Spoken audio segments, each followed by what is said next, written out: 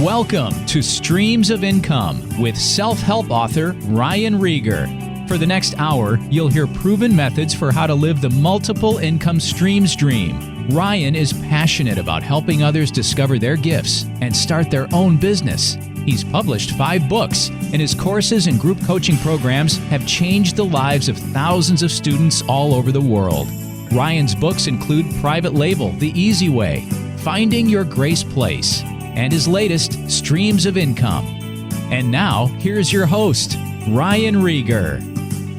Hey guys, welcome back to the Streams of Income radio show. I'm your host, Ryan Rieger, and today we're talking with my friend Chris Abbott of Church Marketing University. Chris is awesome. He has a great testimony. You're going to love his story of how he started out in youth ministry and God called him into business. And he was like, what in the world, God? I don't know anything about business. My heart is here. I'm serving you here.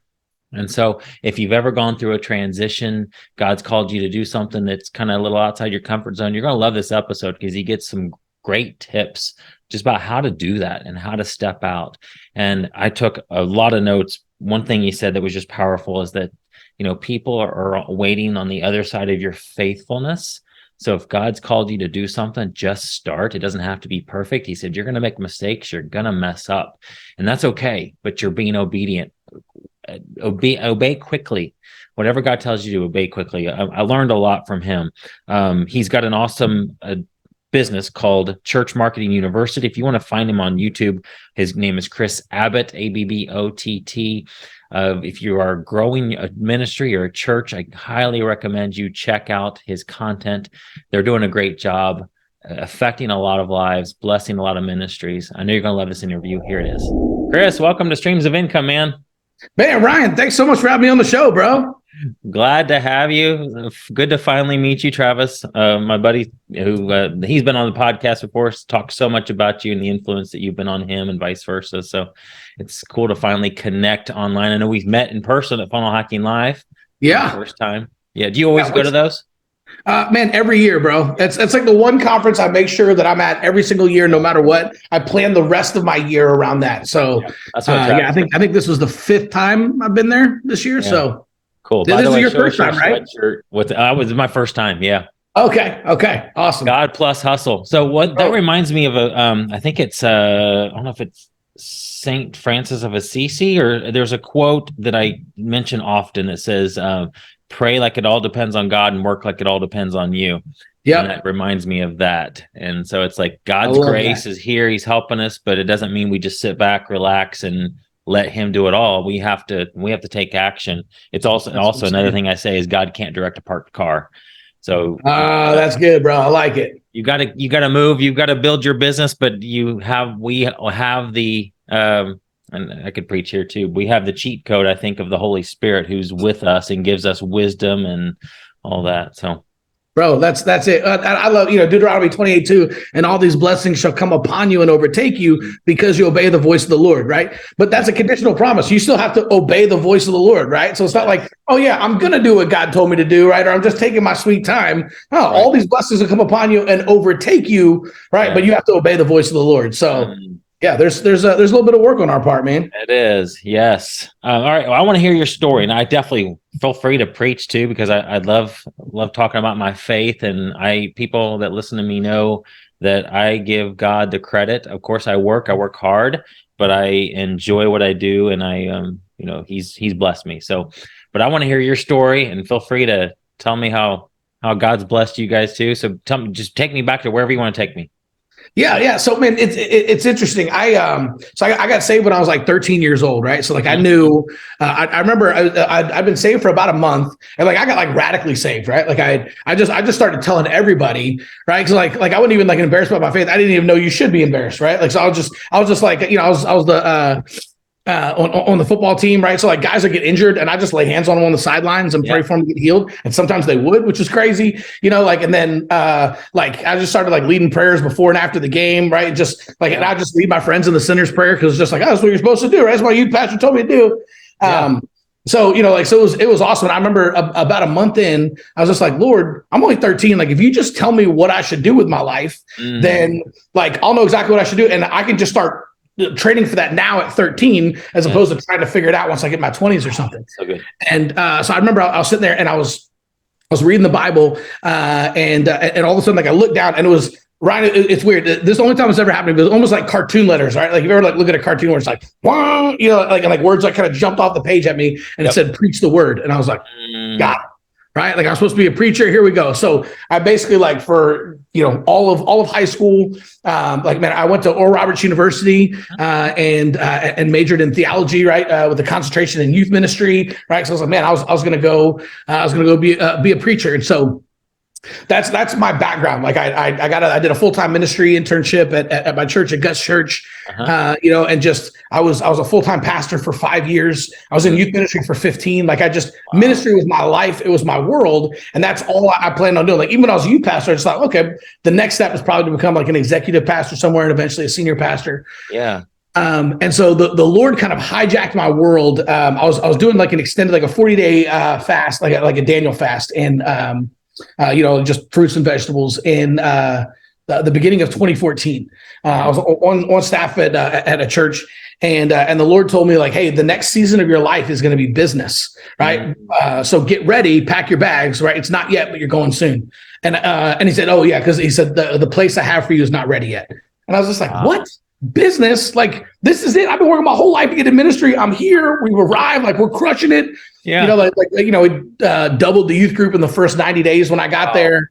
Tripled it, within the first year. I mean, like we're reaching tons of kids and that kind of stuff. It was awesome. Yeah. I'm going to go into business. And so anyway, I was like, okay, Lord. So I just started diving in and learning online marketing and learning things. Right. And so I'd figured out at that point, I was like, man, again, this was kind of, late 2013, early 2014. I was just looking at trends, and I noticed that everything was going towards social media. And I was like, okay, this is where marketing is going to go. Right. Yeah. Now, sure. Now it sounds obvious. Right. But like to me, I was like, oh my gosh. Right. Like at tail end of 2013, I was like, everything's going to Facebook. Right. And they just launched these new Facebook ads and everything. So I just decided, all right, I'm going to take all of 2014. I'm going to become a social media marketing expert. Now I laugh at that now, right? Because the algorithms probably changed twice since you and I started talking, right? But at the time, like that seemed like a good idea. And so I just studied all of 2014, right? Lord spoke to me. I was like, okay, I just studied social media marketing, and so it was I ended up starting a web design company, and did that for a couple of years, and just was kind of doing some of the social media marketing stuff on the side. Because to me, the reason social media marketing mattered is I was like, okay, if this is the way that the marketing world is going, this is the way that the church has to go, right? Like this is how the church is going to reach people moving forward. Yeah. And so I need to figure it out, right? So that we can reach people online. And that's but that was just kind of more of a hobby. I was doing the web design thing, and in 2016 I went on a podcast and just talking about Facebook ads for churches, because I had a couple of like cool things that happened. I was just posting like online Facebook groups, like, hey, dude, if you guys aren't using Facebook ads yet, like, man, I just ran it for this church over here, and man, there are 120 people. They spent $79 on Facebook ads, and we got 47 new visitors on a single Sunday, right? And I was like, and I just kept posting that stuff, and they're like, and people were like, dude, what did the ad look like? And I just screenshot it, like, what did your landing page look like? And I screenshot that. And so anyway, I got invited to go on a podcast, and it was. So this is, tail end of 2016. The funny thing is, it was, at the time at least, it was the largest podcast in kind of like the church marketing space. And so I went on there, and I had 4 church clients that I was running Facebook ads for. And when that episode went live, I went from 4 clients to 30, 4 clients to 25 in 30 days. Right. So all of a sudden, and so, at that point, being on podcasts. Yeah. Like it was, and I had no idea what I was doing. Right. So it was like literally like at the end, it was the first podcast I'd ever been on. And it's just like, he's like, Chris, how can guys get hooked up with you? And I was like, oh, well, if you're interested in having me, run your Facebook ads or something like that, just shoot me an email. Right. And I just like, I didn't have anything. So I just like put my email there, and it was just like, man, I woke up the next day and my email was like, poof, wow, all these churches. And so that is awesome. Can I ask you a question? Going back to when God, you said hijacked, I love that word, and told you you're going into business. How did you stepped over probably a bunch of steps that happened, or things, or a bunch of prayer that happened, of when you went, you heard the word business, to where it turned into social media. So walk me through like the steps you went through. Like you said, you dove into business, but how did you kind of know? What I'm getting at is that people listen and know that they're supposed to go a certain direction. They kind of have a very broad direction. It's almost like God tells you to go north. Okay, great. North. For you in Tulsa, that could be Minneapolis, Minnesota. It could be Boston. It could be Indianapolis. It could be Canada. So how do you know how did you know at that point where to jump into business wise when you heard the word business? Yeah. Great question, man. I think it's interesting. I think the thing, and we kind of talked about this with the, God plus hustle, right? And us obeying quickly. I think that's the most important part is when the Lord, when he gives you direction, you have to obey quickly, right? And this isn't always easy, but it's like, if the Lord tells you to go north, the first thing you do is start walking. And then you say, hey, God, like which direction, where am I going? Right? Like what most people want to do is like, north. Okay, I got to start working. It's like, man, let me pack a bag. What kind of shoes do I need? Right? It's like, man, let me go on Amazon and search shoes. Right? Like, and it's like, but the first thing you have to do is just be obedient. Right? Like, again, it's simple. It's not easy. Right? So it's like, I think most of the, in Good to Great, Jim Collins talks about getting the right people on the bus and the wrong people off the bus. Once you get the right people on the bus, then you can figure out the right seats and you can figure out where the bus is actually going, right? But I think in our walk with the Lord, or even just in starting a business, right? The first thing is just start, right? You're like everybody makes pivots, right? It's like that's just how it is. So you're going to make strategic pivots along the way, and there's no way for you to accurately predict what those are. So the best thing is just to start, right? Which is you got to punch fear in the face.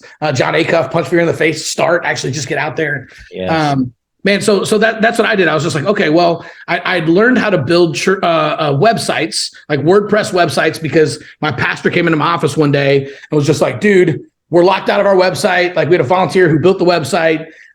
He gave it to us, but he moved away. Now we can't get back in. We can't get a hold of him. Right. It was like July, and like we still had like Christmas stuff on the website. Right. So he's like, I need you to learn how to build websites, and I need it done yesterday. I'm like, that's not an easy thing, bro. Right. And I was already like the youth pastor, the worship leader, like the graphic designer. Right. Like now I got to go be the web designer too. So I just thought, when I was like, okay, business. Well, I guess, I'd learned how to build WordPress websites at that point. And it, after a couple of redesigns, like that, we actually got the website looking pretty good. And then a couple of churches going to say, hey, who built your website? I'm like, well, actually I did. And they were like, dude, can you build me one? Nice. So I was like, well, I guess that's you'd already had that experience in doing something that you knew was valuable. And so you just kind of honed in on that because that's what you knew. That's it. Right. It's like what's in your hand. Right. Yeah. So I was like, I've never done business stuff before. I never started a business. So I was like, well, the thing that's in my hand right now that I know how to do is ministry. Right. But if I'm going into business, it's like, well, I do have this skill set of building websites. So I just started building websites. Now I didn't know how to sell them. I didn't know how to generate leads. I didn't know how to close leads. I didn't know sales or any of that kind of stuff. But I did at least know I'll at least start with websites. Yes. So that's what I did. And so for a little over 2 years, I had a web design business, and I just kind of, we went through some strategic pivots, but I just kind of started there. You've kind of already hit this, but speak to the people that are listening, that they know that God's told them to go a certain direction, but they are shopping on Amazon looking for the right shoes. They're looking for the right bag. They're not stepping out because it's either, that scripture in Ecclesiastes that talks about, if you consider the wind, you're never going to sow. They look at the economy and like, this is not a good time, I'll wait. Or they in the back of their head, they know God's told them to go a certain direction, but they're waiting for the perfect time, the perfect situation, or they just don't feel like they know enough about. They want more information from God, but they're not really getting it. All they have is just that one word. So encourage that person, and also maybe kick them in the pants. Lovingly. Well, so the first thing that I would say, right, is that, man, there are people on the other side of your faithfulness. Oh, that's so good. Yes. Right. There are people on the other side of your faithfulness. So the longer you wait, the longer they stay stuck. And I think that's the hard thing. I had the benefit of I had a buddy of mine who's a pastor, and he called me up one day. I still remember on the highway where I was. I think I was driving home from the church or something. I'd helped him with a bunch of marketing stuff. I'd built his website, designed his logo, helped him with a bunch of Facebook ads and stuff. And he kept telling me, dude, you need to offer this to the church, bro. I was like, yeah, I know, bro. He's like, no. And he'd been telling me this for like months. So he finally called me up one day and he cussed at me to get my attention. Yeah. He's just like, you need to start your effing business, which did get my, I'm like, whoa, hey, pastor, like, relax, right? And he's like, do you know, he's like, there are churches that will close their doors this year because you're not walking in your gift. Wow. He's like, you know, and he's like, man, how many thousands or tens of thousands of people will they not reach with the gospel because you didn't get off your butt and start your business, right? And I was like, God, right? So it kind of got my attention, right? It's just, you know, I mean, you know, and I didn't know the statistics then, but I know now that, you know, on average, 8,000 churches every single year close their doors, right? And I just think it's like, man, you know, like if you know, if every single one of them is reaching 100 people, what's that? 80,000 people, right? That no, 800,000. 800,000, yeah, right. 800,000 people that would, you know, that were not reaching, right? Because I was afraid of what people would say if I started posting on social media or something, you know. So, I think that's the biggest thing, right? So there's people on the other side of your faithfulness. I mean, like, you know, like and it's not only the people that you're going to help too, right? Like the people that I now employ, like now that I have like a business, like I was able to hire my best friend, right? I mean, we've been best friends since college, right? Like 22 years, and he didn't have a job and needed a job, but he's like he's got like a master's. And he's one of the smartest people I've ever met, right? So I was just like, yeah, come over here. Like, I need help, right? Like, so now we're helping him and his family and all the people that we work for. We're taking our whole team to Hawaii in February, right? And all the spouses and all the kids. So there are people on the other side of your job openings for me. I can 100%, bro. We're always hiring good people, man. I just want to go to Hawaii.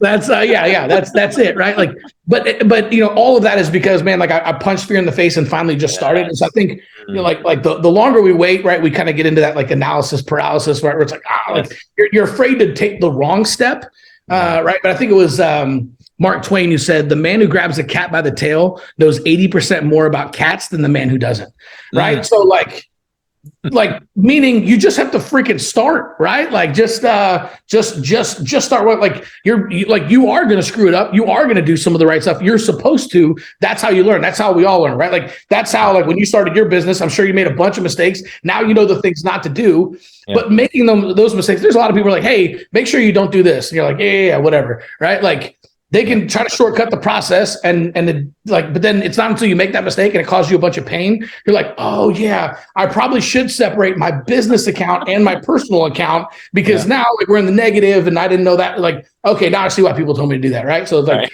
then it's like, oh, let me get an LLC. Right. And you know, all that kind of stuff. So anyway, but that's the biggest thing, is just to start and just embrace the fact that you're going to screw up. You're going to do some things wrong. But literally like everything in life is tuition. And so, man, like you're just paying tuition for your education and you're figuring it out as you go, but you got to start. Everything in life is tuition. That's so good.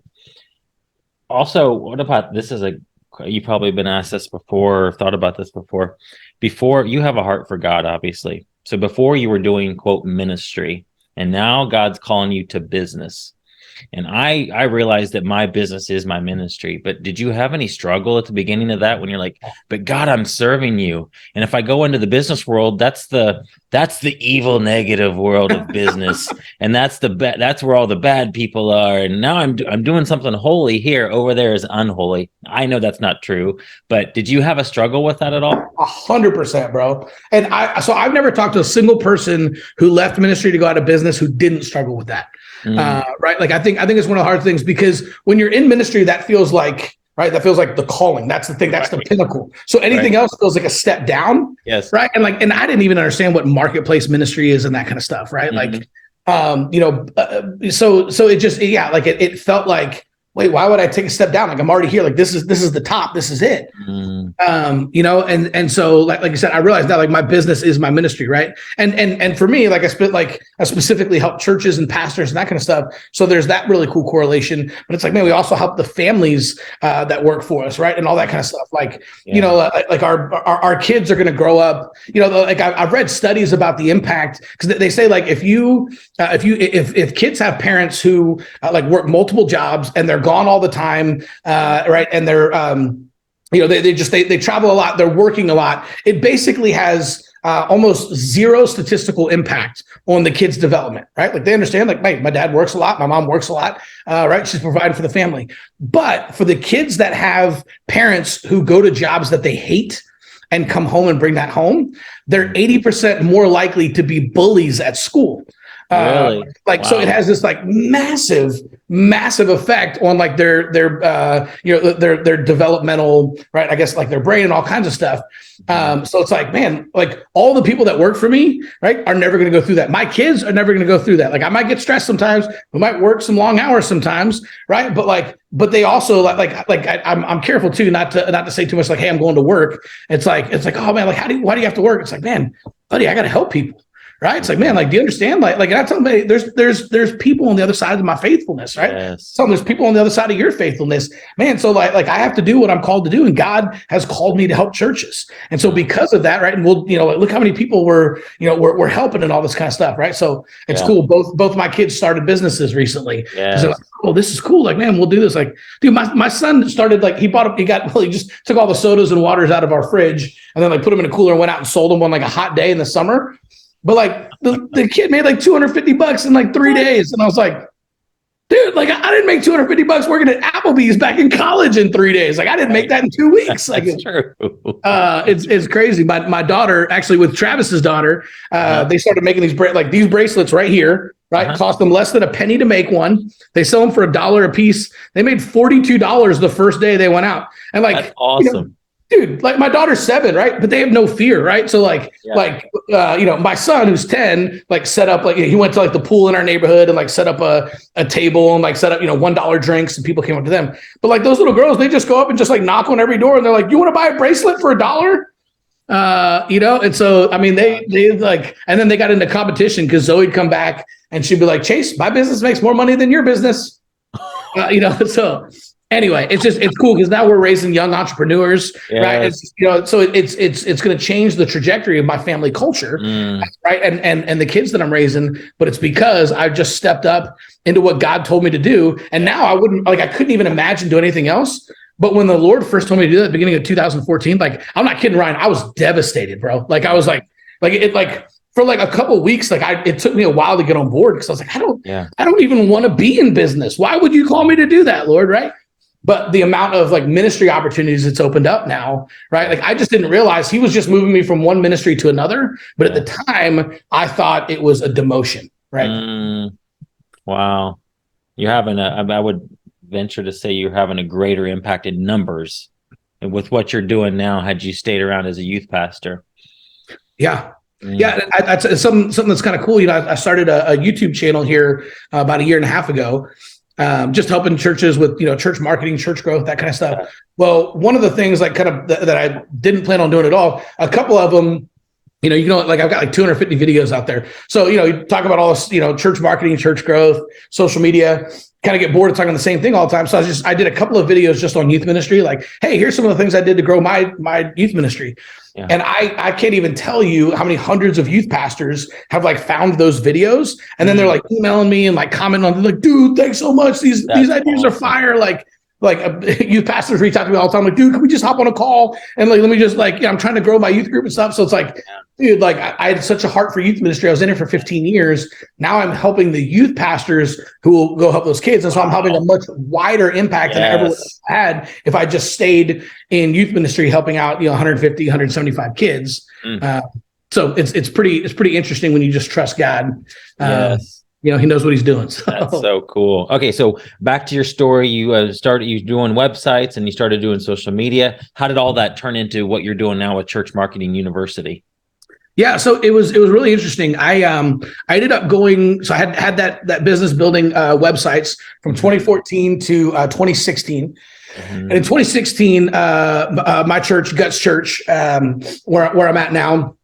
So I'd come back to Guts after I left staff in that other one, that other church in 2014. So been coming, I went to Guts for 10 years. I was gone for 5, and then I've been back for 7 years or 8 years, whatever it's been now.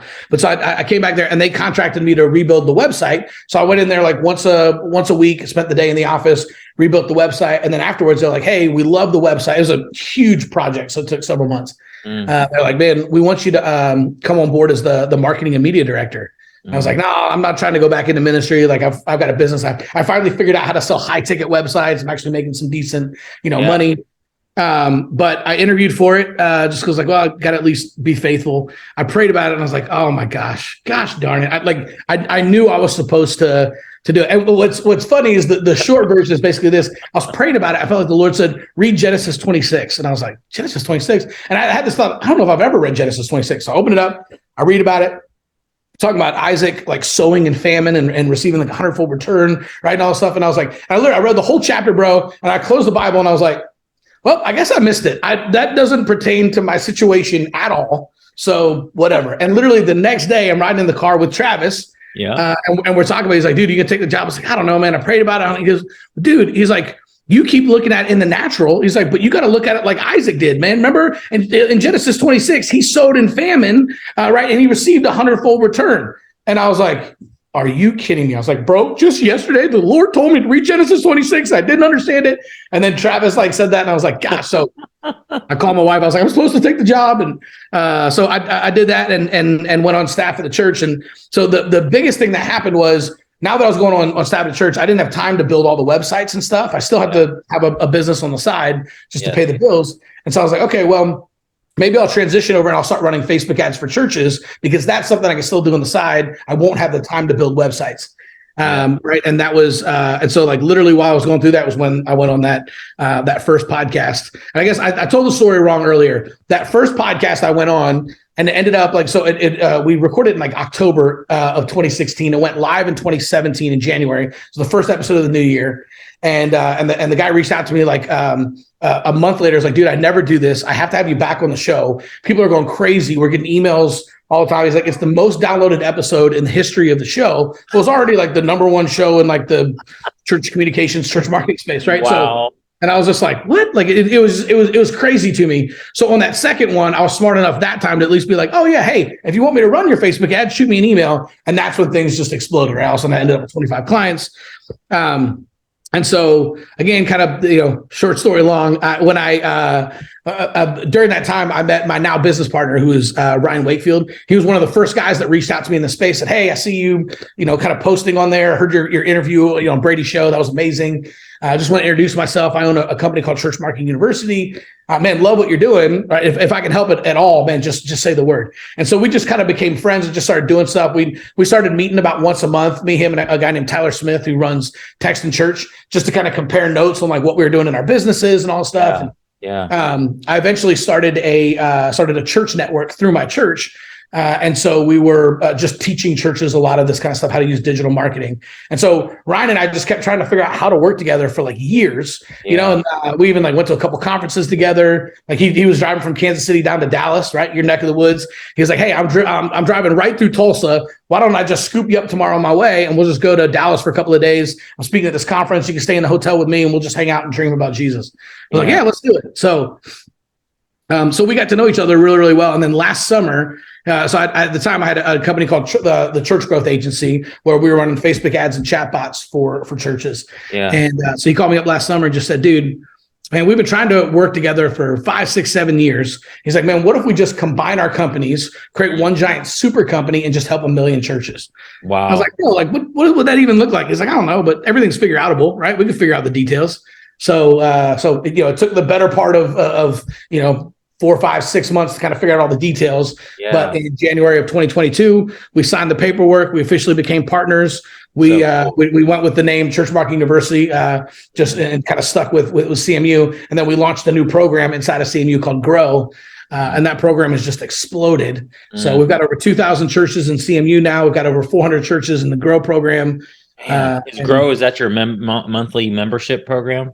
Yeah. So we went all in on monthly recurring revenue, right? So we have CMU Pro, which is $97 a month. Some of the churches that are smaller or have need scholarships can get a scholarship, as low as $27 a month, right? That's just all. It's online courses and coaching to kind of help with that. And then we launched Grow, which is essentially it's managing like the Google Grant Pro management, right? So you get $10,000 a month, right? Church can get $10,000 a month in free Google ads. And so we run those for church. So we've got a bunch of other stuff in the program, but mostly it's that, right? It's, you pay $397 a month, and then you get $10,000 a month in Google ads, and we, send a bunch of new people to your church on Sunday. That's awesome. Yeah, it's been cool. So cool. Give us, let's pretend I'm a pastor and we're like on a discovery call, and I'm wanting to join your program, but I just got some questions. Like, I'm sure you guys have some lead magnets and stuff. I get your emails, and they're very good. Thanks, bro. What are some tips you would give somebody that you would give away that they're like, wow, that stuff's so good, I wonder what their paid stuff's like? So give me some tips for growing my church. Yeah. So the first thing I do is I just send everybody to the YouTube channel. I'm like, hey, there's anything you want to learn that you need to know, like I've got on the YouTube channel, right? But specifically, I mean, the best thing that you need to do is you need to go on what we call ministry first marketing, right? So what most churches do is they just kind of lead with marketing, right? So it's like, hey, we're just going to go invite everybody, right? If they're even concentrating on any type of marketing outreach, right? A lot of people don't even know how to get outside the four walls of their church. But if they do, they're like, okay, let's go advertise in the newspaper or on TV if they have some money, or maybe radio commercials or something like that, right?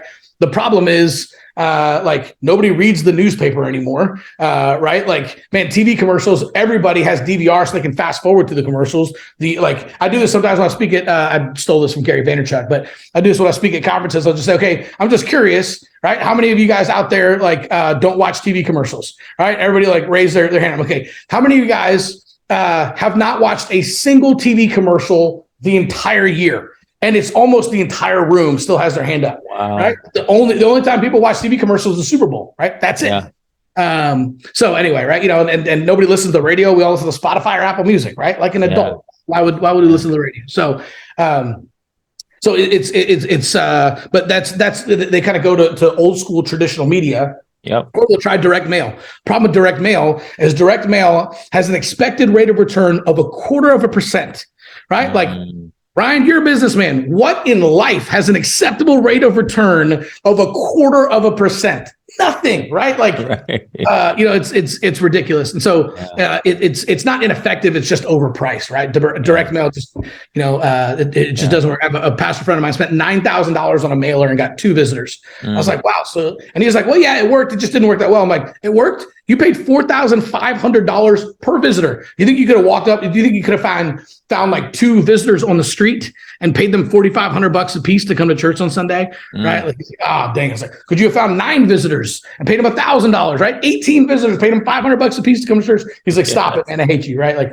But that same dude he got 9 visitors spending $50 on Facebook ads. Wow. Right. So, but I think, so you have to figure out the medium, but the biggest problem, the biggest mistake that people make is they lead with marketing first. Right. One of the fastest growing churches in the 90s was a pastor. What he did was he was kind of like from the streets. So when he got saved, he started his church. All he knew was the streets. So he literally was like, man, I would just go to the gas station down the street from the church on Friday and Saturday night, and I would pump people's gas. And while I was pumping their gas, I'd say, hey man, how can I pray for you?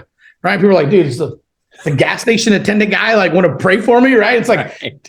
I don't know, my marriage kind of sucks. He'd be like, cool, let me pray for your marriage. And he'd start praying for their marriage. And then in the middle of it, he was like, matter of fact, John, why don't you pray with me, right? Dear God, I give you my life, right? Wow. And he would just lead them in the sinner's prayer, right? And some of them just thought it was weird and they would drive off. And then some of them would start break down crying and, all kinds of stuff. And it's like, but what happened is every single weekend, he was praying for 200 or 300 people every single week. Yeah. Right. And so some of those people would say, dude, why are you doing this? Do you work for the gas station? So, nah, I pastor the church right down the street. Well, what time's church on Sunday? Right. So because of that, he ended up he had one of the fastest growing churches in the 90s. He got featured on MTV. He got featured in Rolling Stone magazine. He had a TV show where they're airing the service late night on Friday nights, after Letterman. You know what I mean? It was it was just this crazy thing. But it was because he was leading with ministry instead of marketing. And this is where we all miss it, right? You look back, you look at the book of Acts is the exact same way. That's how the church grew, right? They didn't go out there inviting people to church. They went out there doing ministry, right? Yeah. Jesus walked around doing ministry, doing miracles. And so the bottom line is basically this, what most people do is we invite people to church so that we can do ministry, right? It's hey, if we can get them in the door, Yeah, that's exactly right. We can get them That's saved, good. get them baptized, get them plugged in. What we need to do, instead of inviting people to church so we can do ministry, we just need to flip it. And we need to do ministry first, right? And then we can invite people to church. And that changes everything. Good. And so we've been that's what I've kind of dedicated my life to for the last several years. We have some ministry first marketing that we kind of help people do, where it's like, hey, you're just going to do prayer requests all throughout your city, but we're going to use Facebook ads and chatbots to facilitate that. Yeah. And so we had a church of 15 that grew to 50 in 2 months. Wow. We had a church of 60 that grew to 110 in 3 months. We had a church plant that was stuck at 130. They went from 130 to 200 in 3 months over the summer. Can learn this for $97 a month. So this is all stuff we have in the Grow program. It's $397 a month. $397 a month. Mm-hmm. Wow, that's crazy. That's awesome. Yeah. So yeah. Yeah, and then a lot of the basics, like if you're just getting started and you just need to know how to run a Facebook ad or what to put on your church website and everything that we have that in the in CMU. We call it CMU Pro, which is $97. That's so cool. All right, I have so many more questions. I could have you on like multiple episodes. Well, how can people find you? Where can people go to learn about Church Marketing University and all your programs? Yeah, so man, the best place to connect with me is probably on YouTube. Like literally just type in my name, Chris Abbott, ABBOTT. I got a bunch of videos out there. It's all free, so just kind of help you. If you're trying to grow your church, need more Sunday morning visitors, whatever it is, we got plenty of stuff out there. The second thing, if you want to go a little bit deeper and you're interested in one of our programs, you can go over to Church Marketing University and check that out. Like I said, like if finances are a problem, that $97 a month CMU Pro program, you can get a scholarship, right? As low as $27 a month. We just want to help as many people as possible, and so awesome. You can do that. And then we've got the Grow program, which right now it's crazy, bro. It's the program's just exploded, dude. Like it's not. So right now we're maxed out. We're at capacity, but we're going to open up the program here in a couple of months. So, but if you're interested in Grow, you can read about it on the website and you can sign up for the wait list, and then we'll let you know when we open up a couple more spots. Cool. Man, thank you so much for what you do for the kingdom. And I love it that you were obedient. I mean, you could still be pastoring a youth ministry and probably doing well and growing it, but you probably haven't you'd have your conscience be telling you, hey, you should have stepped out years ago, and you're supposed to be doing more, but you decided to follow God's voice and do it. And look at the people that you are serving because of you stepped out and you've been able to bless those people. So thank you. Man, thank you, bro. Appreciate you having me on the show, man. This is awesome. Do it again. Anytime you have an update, anything you want to share about. I mean, we could totally just geek out and talk about the Bible sometime too. So 100%, bro. I'd love to back on. Appreciate it, man. Thanks. Awesome. Thanks, Ryan. Appreciate you, bro. You've been listening to Streams of Income with self-help author Ryan Rieger. From right here in the Dallas Metroplex, Ryan teaches several entrepreneurial courses and group coaching programs to students all over the world. Be sure to listen next week at the same time for Streams of Income with Ryan Rieger.